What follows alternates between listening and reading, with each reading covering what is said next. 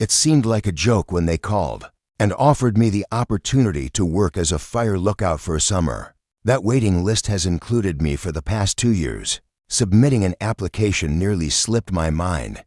This is not the way to go if you're looking for an instant gratification job.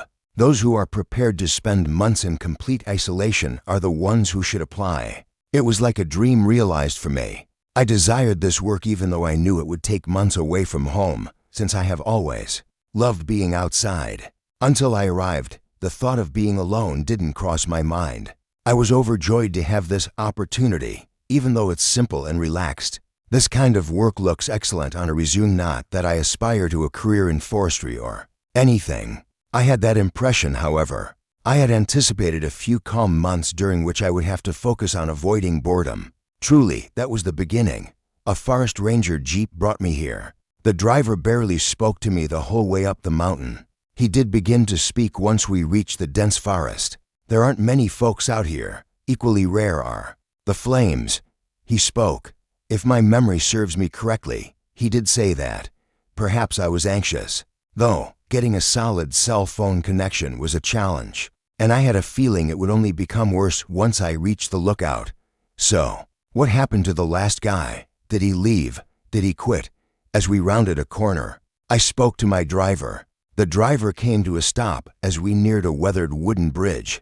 As we drove over it, I could sense the whole building swaying. Can make you feel anxious. And as we continued, this man finally let his guard down. The last ranger story just wouldn't leave him alone, you know. His word was that the last ranger assigned to this task had not departed, he informed me. While on duty, he passed away. Actually, it was said that he committed suicide. Even with a bullet to the head, the isolation would be too much. It occurred to me that the driver might be attempting to frighten me, but I was being quite serious. Additionally, he brought up the fact that the service pistol was confiscated to prevent anyone else from getting the same wild notion. At the base of the lookout, he abandoned me along with my little supply bag. Not a single trumpet blare. There would be no one else around for the following 3 months. What, then, did I bring? I should have done a lot more, to be honest. I possessed my phone, chargers, and a flashlight, not many excellent books. Here were the fundamentals. I also brought some food and a change of clothes, but that was about it. I was assured that there would be instructions for the distribution of supply drops here, so I was reasonably comfortable with that. At the peak of the viewpoint, I climbed the wooden stairs and took in the scenery and forest below. In every way, the jungle encircled me, mountains and evergreens. I nearly lost track of what my driver had stated due to how breathtaking it was. When I reached the peak and pulled open the door, though, the memory returned quickly. The spot where the prior lookout had chosen to end his life was marked by remnants of dried blood on the carpet. My spirits were sufficiently dampened by that, so I set my sights on making this apartment feel more like home. Privacy isn't exactly a priority when designing these structures. There are windows in every direction, so I could see for miles. An antique wood-burning stove was the only real source of heat. Presumably, that was the designated area for my culinary duties. My boots came off as I set my materials on the table. After a long day of traveling, I collapsed upon the bed. At that moment, I sensed a firm object nestled beneath a cushion. When I took it out, I saw that it was a book. A thin sheet of paper fell to the hardwood floor below as I opened it.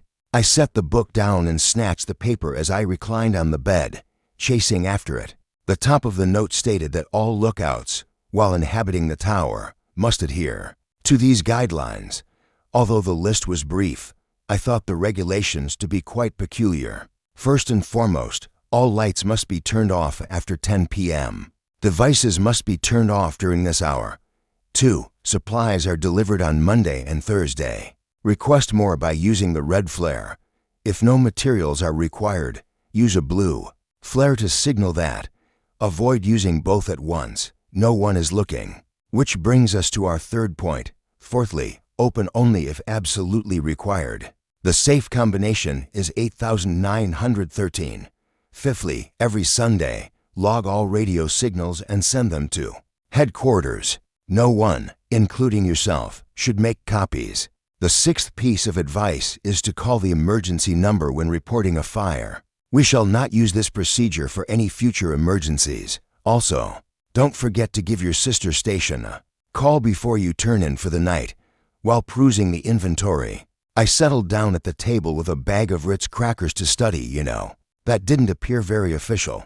Guess what? These requirements were probably thought up by the prior rangers. It was for this reason that some details were lacking. For example, what is the purpose of opening the safe? I don't even know what was inside. Alternatively, what if I had to deal with an emergency other than fires? Despite my uncertainty, I affixed them to the fridge and cast my gaze eastward. My sister station, the next viewpoint, was visible in the distance. I figured I had better find the radio and turn it on, because I needed to get to work. It would be my sole means of communication, due to the fact that cell phones are not functional in this area. "Good morning," I announced, hailing from Sentinel Creek Station 5. The radio went on the table as I gathered my other materials, because I had no idea when I would hear back. After finishing mine, I found a few books to read and a couple board games on the tower's shelves. The one I'd discovered beneath my pillow was likely the ranger's notebook from before. So I checked it. It appeared to be written in French, so I doubt I would ever be able to decipher it. It is strange that they choose someone who isn't fluent in the language spoken there. Until it was time to turn in for the night, I spent the remainder of my shift organizing the lookout and skulking around. Afterwards, I informed my sisters that I was leaving for the day. Through a transmission, I was taken aback when they responded this time, stating that they would be operational for the following 12 hours. "Hi. I was just wondering whether anyone was listening when I spoke into the speaker. I figured whoever was on the other end of the line wasn't too talkative since I didn't hear back from them. I made my bed and got comfortable, even though I knew this wasn't going to work. I nevertheless turned off my cell phone. The rules are best followed. Finally, slumber beckoned. On Thursday, the next day, supplies would be reduced. There was no answer when I tried to inquire about the location of that event with my sister station. As a result, I devoted the better part of the morning to keeping an eye out for helicopters through my binoculars. At last, at about 10 a.m., the radio declared a drop and chirped with static, which took me by surprise. Despite keeping a close eye throughout the morning, I failed to see any decline. I was taken aback to observe 3 containers in a meadow less than 500 yards distant. As I descended the stairs of the lookout, opening one of them made me wonder if maybe they had driven them up here. I was taken aback to see that the first crate contained solely rifle ammunition. This was likely the first warning sign since my arrival. A ton was its weight. I figured it was probably supposed to frighten off bears, so I packed as much as I could and put the rest in the crate. What they really want is for us to be vigilant, I reasoned. The other boxes had vanished by the time I went back to retrieve the second crate. Are they under the impression that I won't use the remaining materials as usual? I attempted to inquire by calling my sister's station, but she never picked up. "Okay, guess this means I'll be eating crackers until Monday," I said to myself. And then I remembered the flares. I found the box, and I took out the red one, stood out on my balcony, and I fired it into the air. A long streak of red shot across the sky, and then static filled the radio. "Extra supply drop confirmed." The voice sounded robotic, and it made me wonder where they were watching me from. At the base of the stairs, I found another 3 crates. This time, I chose the one to my right. It had a few loaves of bread, lunch meat, and cheese, exactly what I was hoping for. I couldn't take it all with me, and just like before, when I came back, the crates were gone. Checking the red flares, I counted that I had 6 altogether. "I'll ask for more supplies another day," I thought to myself as I prepared my lunch. I was already starting to feel the loneliness of this place. The strangeness I'd seen so far was not enough to cause alarm now. And so when I signed off that night, I told myself that it was just another quirk of the job. Over the first week, I settled into a very simple routine. Every day kind of just blended into the next.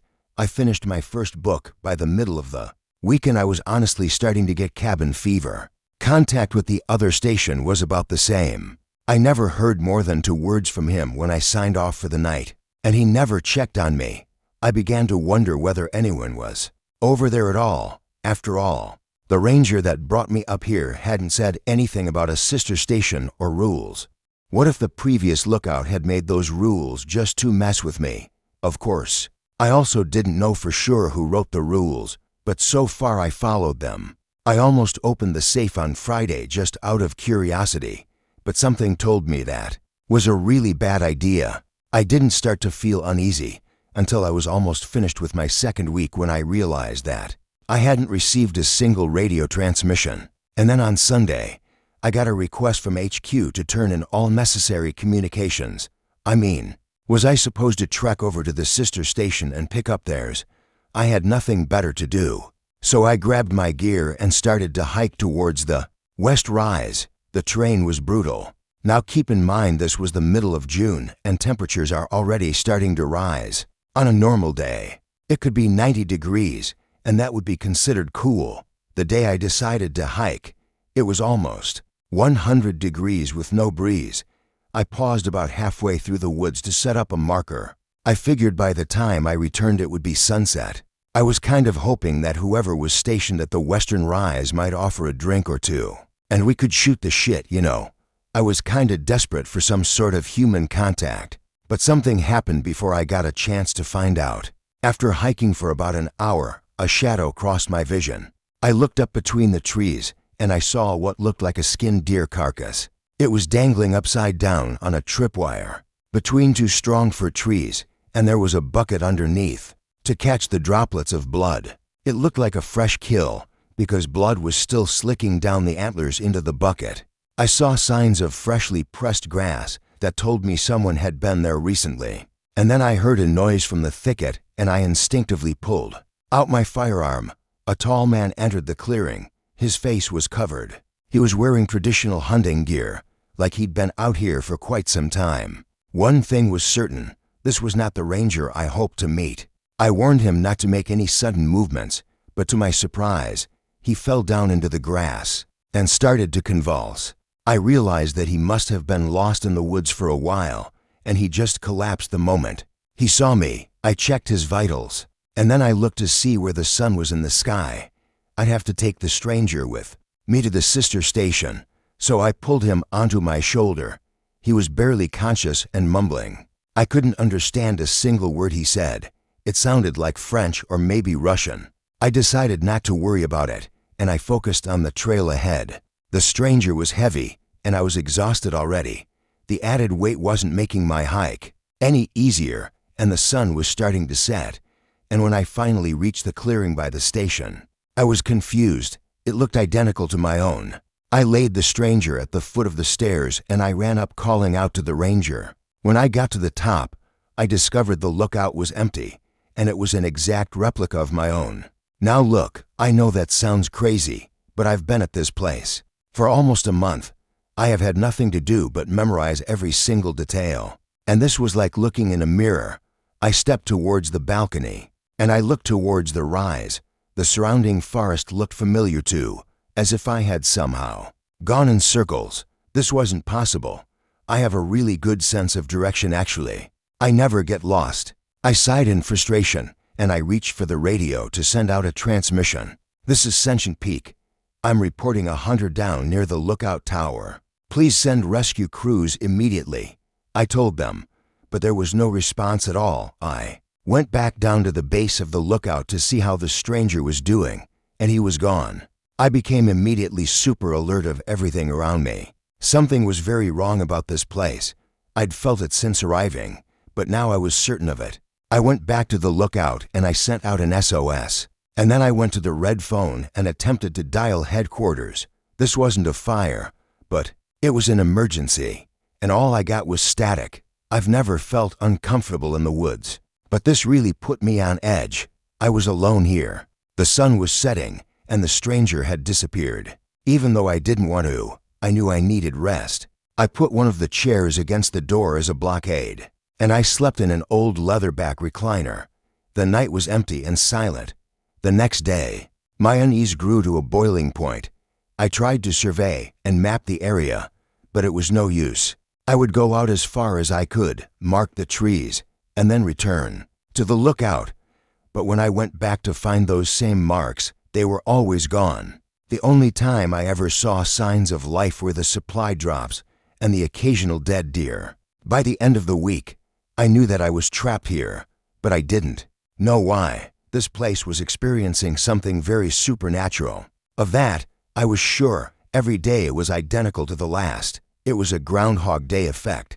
It made me wonder how the supply drops even worked, if this was some kind of time loop.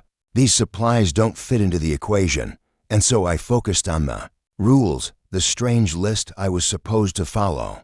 I've already used the red phone and nothing bad happened. Maybe it was time to break the other rules, so I used the code for the safe to see what was inside. And I don't know what I was expecting, but a VHS tape was not high on my list. I looked around the cabin, and I found an old rabbit ears TV with a VCR built-in.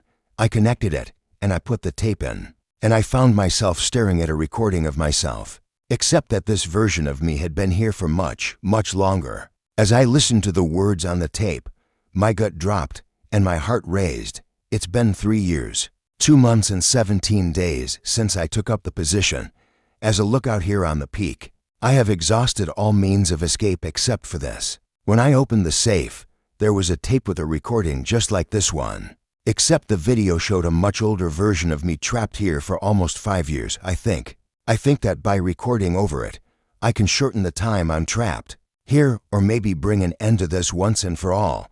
When I finish this recording, I'll be taking all my supplies and heading into the woods as far as I can make it. I hope that when you see this, it'll help you. Good luck. The recording said. The cassette was spit out as it abruptly finished. As I stared out into space and thought about what this could mean, I felt a parched mouth. My best guess is that it was an attempt by the establishment's upper echelons to trap me.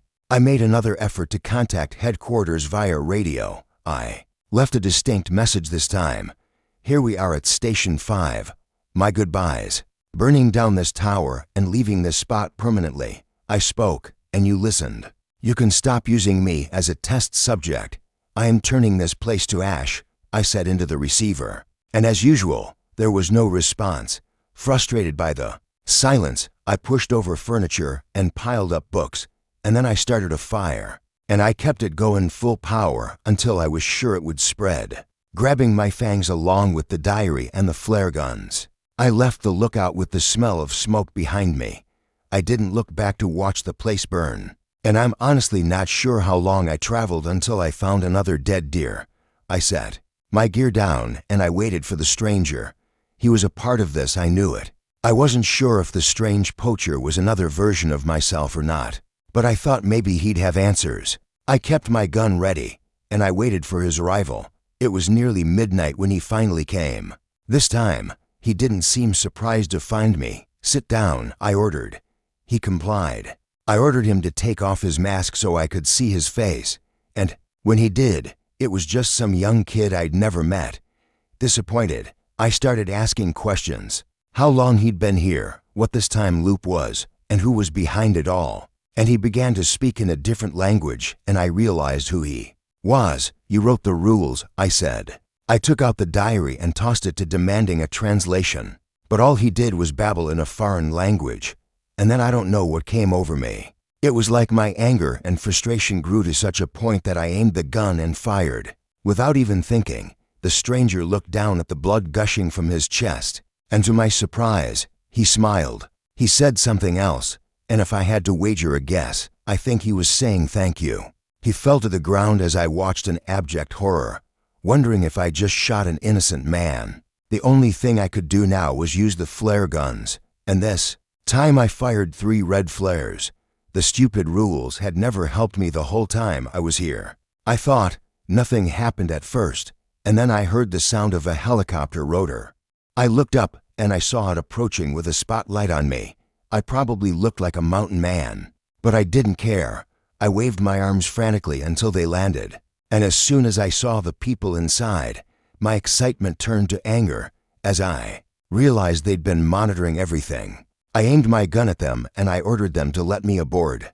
The men let me in and also picked up the corpse of the stranger, checking a tattoo on his side which had the Roman numeral 12 on it. And as we lifted off, they asked me a simple question that I hadn't even stopped to think about. Why did you break the rules?